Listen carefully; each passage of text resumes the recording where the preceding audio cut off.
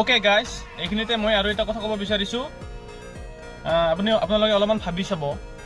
এতিয়া A to Z 1 2 কথা কোৱা নাই, 1 2 3 4 কোৱা নাই, ABCDEFGH লাষ্টত Z লৈকে। তো তাৰ ভিতৰৰ মাজৰ এটা শব্দ, এটা সংখ্যা R। আপোনাৰ নামটো কি লেটাৰেদি গৈছে সেইটো আপুনি গম পাব। তো মই R লেটাৰটোৰ কথা ক'ব আহিছোঁ।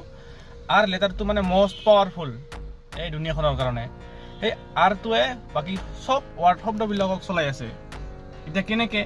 মিনিষ্টাৰ R, লাষ্টত R, ৰাইটাৰ লাষ্টত R, teacher R, labour R, driver R, আৰু কি আছে এনেকৈ contractor R, engineer R, doctor R, teacher R।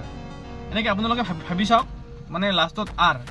এইবিলাক চব মানে মিনিষ্টাৰ মন্ত্ৰী, টিচাৰ শিক্ষক, ডক্টৰ চিকিৎসক, মানে চব মানে আৰৰ তলতে আছে, হয়নে নহয় ক? আৰু যদি কিবা আৰ দিয়া, কিবা কণ্ট্ৰেক্টৰ, কিবা কিবা কিবা আৰ দিয়া যোৱা মানে কিবা আছে, অফিচাৰ আৰ, আৰু কি আছে এনেকৈ বহুত আছে। আৰু কি আছে, ছিংগাৰ আৰ, লাষ্টত আৰ, চব আৰ মানে গম পালে এতিয়া আৰ কিমান পাৱাৰফুল। আৰৰ আণ্ডাৰতে চব আছে, চলি আছে। অ'কে।